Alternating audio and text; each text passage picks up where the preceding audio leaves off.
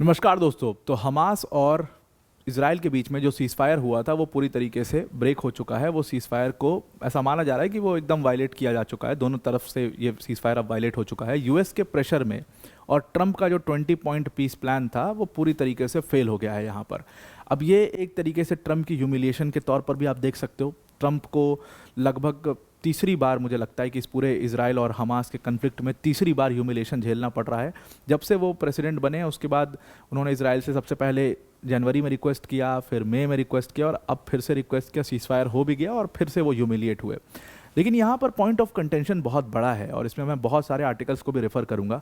दो point of contention है यहाँ पर। एक पॉइंट ऑफ कंटेंशन ये है, इसराइल का कहना है कि उनकी फोर्सेस जब विड्रॉ कर रही थी सदर्न गाजा में तो उनके ऊपर हमास ने अटैक किया और उसके बाद उन्होंने उसका रिटेलिएट किया और बड़ा पावरफुल स्ट्राइक उन्होंने गाजा स्ट्रिप में किया, जिसमें हमास के कई सारे स्ट्रक्चर्स को उन्होंने डिस्ट्रॉय किया है। अब इसमें बताया जा रहा है कि कई सारे सिविलियंस की भी डेथ हो गई। दूसरी तरफ से हमास ने जो बॉडी वापस की, जो कहा गया था कि 28 जो शरीर जो बॉडीज़ हैं हमास के पास वो धीरे धीरे करके वो वापस करेंगे। उसमें जो बॉडी वापस की है, सोचिए आप कि एक पर्सन की बॉडी को 3 बार हमास ने वापस किया है।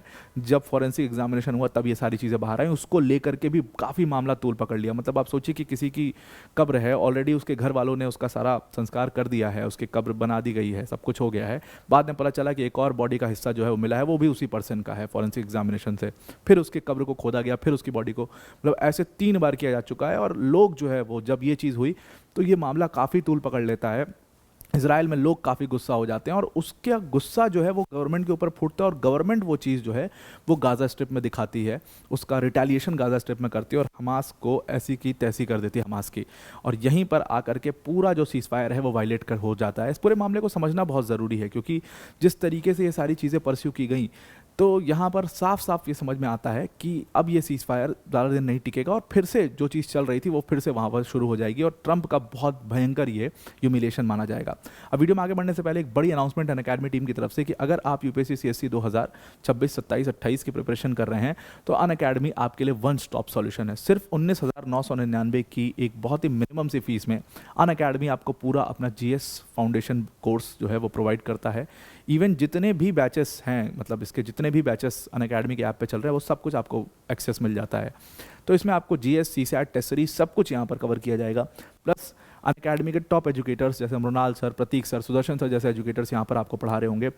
आपकी फ्री मेंटोरशिप सेशंस जो हैं वो भी इसमें होंगे, इंक्लूडेड होंगे। डाउट सॉल्विंग सेशंस होंगे। जितने भी आप मेंस की टेस्ट पेपर्स लिखोगे सबका इवैल्यूएशन होगा। ये सारी चीज़ें इसमें हैं और सबसे खास बात इसकी ये है कि इसमें आपको निश्चय बैच जो है वो फ्री ऑफ कॉस्ट मिलता है। निश्चय बैच यानी कि जो मेंस का बैच है जिसकी खुद की वैल्यू 10-12 हज़ार रुपये है वो आपको फ्री ऑफ कॉस्ट इसमें ऐड अप कर दिया जाता है। तो बहुत ही गोल्डन अपॉर्चुनिटी है, इसको ज़रूर से ज़रूर इस ऑफर को अवेल करिए। डिस्क्रिप्शन में इसका लिंक हमने दे दिया, उस पर क्लिक करके आप इस ऑफर को अवेल कर सकते हैं। Now coming back to the topic. अब जैसा कि मैंने आपको बताया कि इजरायली प्राइम मिनिस्टर नेतन्याहू के खुद के अपने ऑर्डर के ऊपर, अब आपको पता है कि नेतन्याहू के ऊपर इतना प्रेशर ट्रंप ने बनाया, इतना प्रेशर ट्रंप ने बनाया। उन्होंने कहा कि इसराइल को से हम सपोर्ट वापस ले लेंगे, इसराइल को कोई फंड्स नहीं मिलेंगे, इसराइल को कोई डिफेंस सपोर्ट नहीं मिलेगा, डिफेंस टेक नहीं मिलेगा। दुनिया भर का प्रेशर जो है वो ट्रंप ने बनाया कि नहीं पहले आप सीज फायर करो, क्योंकि ट्रंप की पूरी नाक जो है साख जो है उसमें लग चुकी थी। तो इतना प्रेशर करने के बाद नेतन्याहू खुद 20 पॉइंट पीस प्लान के लिए रेडी हो गए। ऑल्दो उनको बहुत विरोध झेलना पड़ा अपने खुद की गवर्नमेंट से। खुद की गवर्नमेंट के जो हार्डलाइनर नेता थे वो इसके लिए बिल्कुल पक्ष में नहीं थे। फिर भी नेतन्याहू एक स्टेप आगे जाते हैं और ट्रंप का 20 पॉइंट पीस प्लान के ऊपर सारी उनकी शर्तों पर मान लेते हैं और हमास के साथ एक सीज फायर करते हैं। मतलब हमास के साथ निगोशिएट करना ही उनके लिए बहुत बड़ी अपमानजनक बात थी, लेकिन फिर भी उन्होंने किया। सब ह्यूमैनिटेरियन एड्स गाज़ा पहुंचने लगे। मतलब जो जितने भी हॉस्टेजेस थे उनको रिलीज़ किया जाने लगा, हॉस्टेजेस एक्सचेंज होने लगे, हॉस्टेजेस की जो बॉडी थी वो भी दी जाने लगी, सब कुछ हो रहा था। लेकिन अचानक से तब तक बेंजामिन नेतन्याहू ने बहुत सीरियस और पावरफुल स्ट्राइक गाज़ा स्ट्रिप के अंदर कर दी है। लेकिन इसराइल का यहाँ पर कहना है कि ये जो पावरफुल स्ट्राइक की गई है हमास के ऊपर, ये तब की गई है क्योंकि हमास ने उनका सीज फायर वायलेट किया पहले, यानी कि उन्होंने पहले अटैक किया। अब इसराइल का कहना है कि टेंशन्स इतनी बड़ी क्यों बढ़ी, इसका कारण था कि सदर्न गाज़ा में जब इजराइल की फोर्सेस वहाँ से निकल रही थी, वहाँ से विड्रॉ कर रही थी, उस टाइम पर इसने बड़ा अटैक हमास ने हमारी फोर्सेस के ऊपर किया और हमारे कई सोल्जर्स जो हैं गंभीर रूप से घायल हुए, कई सोल्जर्स जो हैं उनकी डेथ भी हुई है इसमें। और इसीलिए जो पूरा मामला था वो अब बिगड़ चुका है, पूरा जो सीज फायर है वो ब्रेक हो चुका है। और दूसरा प्रॉब्लम यहाँ पर सीरियस ये था कि हमास ने एक ही बॉडी को, एक पर्सन को इतना बुरी तरीके से आप सोचिए म्यूटिलेट किया गया कि उसी एक बॉडी को 3 बार वापस किया है। 3 साल में 3 बार इस बॉडी को वापस किया गया। अब आप इसी सोच लीजिए कि अपने आप में कितनी बड़ी बात है और ये कितनी दयनीय बात है, और उस फैमिली के ऊपर क्या गुजर रहा होगा जिनको अपने ही फैमिली मेंबर की बॉडी को 3 बार उसकी कब्र को खोदना पड़ा, वहाँ पर 3 बार उसका संस्कार करना पड़ा। तो आप सोच लीजिए कि ये मामला कितना तूल पकड़ चुका होगा। और यहीं से जो प्रेशर है वो इजराइल के प्राइम मिनिस्टर के ऊपर आया। इजराइल के प्राइम मिनिस्टर के ऑफिशियल ट्विटर हैंडल से, बेंजामिन नेतन्याहू के प्राइम मिनिस्टर ऑफ इजराइल के ऑफिशियल ट्विटर हैंडल से इस चीज़ को पोस्ट किया गया, जहाँ पर कहा गया कि बेंजामिन नेतन्याहू ने खुद यूएस प्रेशर के बावजूद, किसी के बावजूद, बेंजामिन नेतन्याहू ने खुद डायरेक्ट किया था कि मिलिट्री को तुरंत रिटेलिएट करना चाहिए और तुरंत एक बहुत ही सीरियस, बहुत ही पावरफुल स्ट्राइक गाजा स्ट्रिप में करनी चाहिए। और ये पूरा जो सीज़फायर इसको वायलेट जो है वो ऑलरेडी कर किया जा चुका है। अब इसराइल इसके ऊपर एक्शन लेगा। इसराइल ने पहले भी ये धमकी दी थी कि अगर हमास ने कुछ भी इधर उधर थोड़ा बहुत भी किया, अगर इस 20 पॉइंट पीस प्लान के वो थोड़ा भी बाहर गया तो उनकी जो है उनके ऊपर अटैक किया जाएगा और उनके ऊपर पावरफुल स्ट्राइक्स किए जाएंगे। और वही चीज़ यहाँ पर बेंजामिन नेतन्याहू ने कर दी है। अब देखिए इस मामले को जब गौर से, मैं काफ़ी दिनों से काफ़ी सारे आर्टिकल्स आ रहे थे लेकिन चूंकि सीज़फायर हो चुका था तो हमने भी बहुत सारे आर्टिकल्स को इग्नोर किया कि ऐसा नहीं हो सकता है। एक्चुअल में उन आर्टिकल्स के बारे में आपको थोड़ा समझाता हूँ। वो आर्टिकल्स ये कह रहे थे, बहुत सारे एक्सपर्ट्स जो कि गाज़ा में काम कर रहे हैं, जो कि इस समय गाज़ा में मौजूद हैं, जो कि रेड क्रॉस से बिलोंग करते हैं, बहुत सारे एक्सपर्ट्स ने कई सारे वेरीड आर्टिकल्स, आपको न्यूयॉर्क टाइम्स का एक आर्टिकल बड़ा फेमस हुआ है, वो भी मिलेगा, रेड क्रॉस के जो पर्सन है उन्होंने उसको लिखा है। अब इन आर्टिकल्स में उन लोगों ने क्लेम किया कि हमास जो है वो चाहता ही नहीं है कि ये सीज़फायर हो। अब आप सोचोगे कि यार ये क्यों, आप तो कह रहे थे कि हमास चाहता है, लेकिन उन्होंने क्लेम किया कि हमास नहीं चाहता कि ये सीज़फायर हो, क्योंकि जो 20 पॉइंट पीस प्लान है ट्रंप का, उससे सारी चीज़ें सेम रहने वाली है गाज़ा के अंदर। मतलब पैलेस्टीनियन अथॉरिटी की जो ताकत थी वो सेम रहेगी, पैलेस्टीनियन अथॉरिटी को ही चलाने को दिया जाएगा पैलेस्टीन को। दूसरी तरफ इजराइल की जो ताकत है वो भी सेम रहेगी, इजराइल ऑक्यूपेशंस भी सेम रहेंगे, सब कुछ ठीक रहेगा। प्रॉब्लम कहाँ पर आएगी, चेंज क्या होगा, वो चेंज होगा हमास की ताकत में। हमास जो कि एक तरीके से पूरे गाज़ा स्ट्रिप के ऊपर रूल कर रहा था आज तक, वो एकदम से गाज़ा की पॉलिटिक्स से या पैलेस्टीन की पॉलिटिक्स से मैं कहूँ तो बिल्कुल गायब हो जाएगा। अब आपस में भी प्रतिद्वंद्विता है कि भाई पॉलिटिक्स में कौन ज़्यादा ताकतवर रहेगा, कौन किसको, पैलेस्टीनियन लोग, जो पैलेस्टीनियन मुसलमान लोग हैं जो किसको अपना रहनुमा मानेंगे, उसकी भी एक पूरी लड़ाई।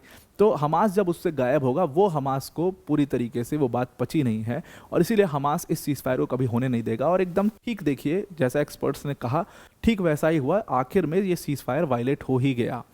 और कहा किसके साइड से हुआ, तो बताया जा रहा है कि हमास के साइड से ही ये वायलेट हुआ है। अब इसमें जैसे ही ये चीज़ वायलेट हुई है, उसके बाद तुरंत क्या हुआ, नेतन्याहू ने जैसे ही पावरफुल स्ट्राइक किया गाज़ा स्ट्रिप के ऊपर, तुरंत हमास ने अनाउंस किया कि भाई जो हमारा हॉस्टेज रिलीज़ प्रोग्राम चल रहा था, जो हम हॉस्टेजेस की बॉडी हैंड ओवर कर रहे थे, उसको स्टॉप कर दिया गया तुरंत। तो ट्यूसडे इवनिंग को एक हॉस्टेज को रिलीज़ करना था, उसको पोस्टपोन कर दिया गया, उसको तुरंत स्टॉप कर दिया गया है। यहाँ पर हमास का अल कासिम ब्रिगेड जो है उसने कहा कि हमने पोस्टपोन कर दिया है हॉस्टेजेस को हैंडओवर करना, और इसके वजह से क्योंकि इज़राइल ने हमारे ऊपर अटैक किया है, हमारे फोर्सेस के ऊपर अटैक किया है, और इज़राइल ने अटैक किया तो ये सीज़फायर वायलेट हो गया। तो 20 पॉइंट पीस प्लान को हम नहीं मानेंगे अभी फ़िलहाल, जब तक कि कुछ इसमें कंक्लूसिव नहीं आता है। अब ये देखिए, जैसा हमास चाहता था ठीक वैसा ही हुआ। हमास के पास ताकत अभी भी रही और ये सीज़फायर जो कि हमास की पूरी ताकत छीन रहा था वो ख़त्म हो चुका है। इंटरनेशनल स्टेबलाइजेशन फोर्स तक तो बात ही नहीं पहुंची। तो इसका मतलब क्या, ये लड़ाई कंटिन्यू होने वाली है? क्या इस लड़ाई को कंटिन्यू होता आप देख सकते हो? बिल्कुल देख सकते हो, क्योंकि ये लड़ाई कंटिन्यू करना चाहते हैं। अब आप सोचिए कि आज तक जो लोग मुस्लिमों के रहनुमा बनते थे, हमास जिसने इस पूरी लड़ाई को शुरुआत की, किस नाम पर, रिलीजन इस्लाम के नाम पर, उस हमास ने अपने ही इस्लामिस्ट भाइयों बहनों को मतलब हज़ारों की संख्या में गाज़ा में मरवा दिया, और अब भी वो रुकने का नाम नहीं ले रहा है। अब भी वो लड़ना चाहता है। क्यों? क्योंकि उसको पता है कि सिविलियंस उसके आगे खड़े हैं, गोलियां उन तक पहुंचने से पहले सिविलियंस को लगेंगी। दूसरी तरफ वो पाकिस्तान जो हमेशा से पूरे मुस्लिम वर्ल्ड का खुद को रहनुमा मानता था, कहता है और आज भी कहता है, कल उसकी न्यूज़ आई जहां पर उसने 20,000 फोर्सेस को वो गाज़ा में भेजेगा। किससे लड़ने के लिए? अपने ही मुस्लिम भाइयों से लड़ने के लिए। तो आप समझ सकते हो कि जब हम किसी चीज़ को देखते हैं तो हम बड़ा ही एक रिलीजन का चश्मा लगा करके उस चीज़ को देखते हैं, या कास्ट का चश्मा लगा करके उस चीज़ को देखते हैं, और जिनको अपना रहनुमा मानते हैं वही हमारे दुश्मन होते हैं। तो वो साफ उसका एकदम प्राइम एग्जाम्पल यहाँ पर आपको देखने को मिल सकता है। तो अब सबसे बड़ा झगड़ा जिस चीज़ के ऊपर हुआ, ये तो चलो अटैक हुआ सदर्न गाज़ा में, फिर इसराइल ने स्ट्राइक किया, लेकिन सबसे बड़ा झगड़ा, ये झगड़े की जो पूरी जड़ थी, जो पूरी नींव थी, वो एक हॉस्टेज की बॉडी बनी। असल में एक हॉस्टेज है, तो टोटल 28 हॉस्टेजेस की बॉडीज़ थी यहाँ पर हमास के पास, और उसमें से 16 की बॉडीज़ जो है वो हमास ने मंडे को दे दिया था, इसराइल को हैंडओवर कर दिया था सीज़फायर डील के ज़रिए। मतलब ये चीज़ थी कि 16 बॉडीज़ को मंडे को किया जाएगा, कुछ बॉडीज़ को ट्यूसडे को दिया जाएगा, वेंसडे को दिया जाएगा फेजेस में, और उसके बाद सारी चीज़ें हो जाएंगी। तो 16 बॉडीज़ हैंडओवर किए गए मंडे को। उन बॉडीज़ का फॉरेंसिक, जैसे ही बॉडी मिली उनका फॉरेंसिक एग्जामिनेशन हुआ। फॉरेंसिक एग्जामिनेशन से पता चला कि बॉडी, कुछ पार्ट्स जो बॉडी के मिले हैं, अब जैसे हमास का कहना था कि भाई बॉम्ब से अटैक हुआ, उसमें जो है पूरे चिथड़े उड़ गए, बॉडी के कई सारे हिस्से हो गए, तो हमारे पास तो यही हिस्सा है जी, अब आप देख लो ये किसका है। तो जब फॉरेंसिक एग्जामिनेशन हुआ तो पता लगा कि ये जो बॉडी का हिस्सा मिला है ये ओफिर ज़ारफ़ती का है। ओफिर ज़ारफ़ती जो कि एक इजरायली, जिनका यहाँ पर फ़ोटो लगी हुई है, इनकी बॉडी को ऑलरेडी हमास ने 2 साल पहले हैंडओवर कर दिया था इसराइल को। उन्हीं की बॉडी का एक हिस्सा फिर से इन्होंने ऑफ़र किया है इसराइल को, फिर से इसराइल को दिया है।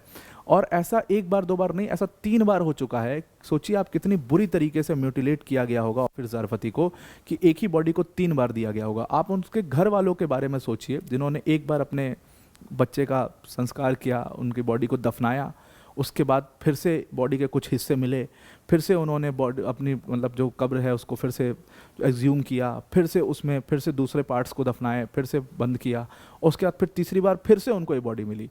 तो यहाँ पर आकर के मामला बहुत बिगड़ जाता है। बेंजामिन नेतन्याहू के ऊपर बहुत सारे सवाल उठाए जाते हैं और कहा जाता है कि हमास हमें बेवकूफ़ बनाने की कोशिश कर रहा है। हमास एक ही बॉडी को कई बार, सोचिए कितना बुरा, कितना प्रताड़ित किया है, कितना बुरी तरीके से म्यूटिलेट किया है, एक ही बॉडी को कई बार जो है दफनाया जा रहा है। ये मामला जो है छोटा सा मामला नहीं है, ये बहुत बड़ा मामला बना और लोग पूरी तरीके से गवर्नमेंट के अगेंस्ट में आए और लोगों ने हमास को भी काफ़ी ज़्यादा यहाँ पर, हमास को काफ़ी ज़्यादा यहाँ पर जो है घेरे में लिया और उसके बाद फिर ये इजरायली स्ट्राइक्स हमास के ऊपर होती है।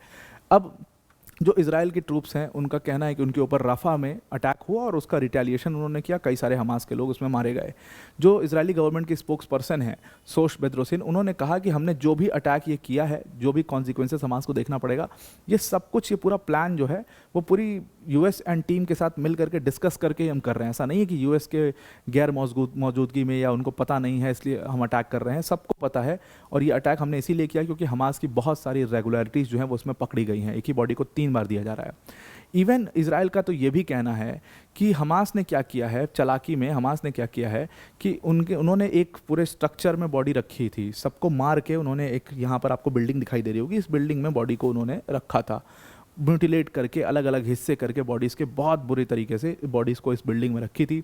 उसके बाद यहाँ पर ये गए और जो इन्होंने झूठ बोला कि बॉडी को हमने डग किया है, तो ये गए और जब ये पूरी डील वील हो गई, सीज़फायर हो गया, तो बॉडीज़ को इन्होंने एक होल डग किया, उसमें बॉडी को दबाई, ऊपर से डर्ट डाली और फिर रेड क्रॉस को बताया एक बॉडी यहाँ है, एक बॉडी वहाँ, एक बॉडी यहाँ है। तो ये पूरी तरीके से रेड क्रॉस को, ये पूरी तरीके से इजराइल को, यूएस को पूरी तरीके से बेवकूफ़ बनाने का काम हमास यहाँ पर कर रहा है और इसीलिए हमास के ऊपर इतना सीरियस जो स्ट्राइक है वो यहाँ पर किया गया है। तो आई आपको ये पूरा आर्टिकल समझ में आ गया होगा। आज के लिए इतना ही। Thank you and have a nice day.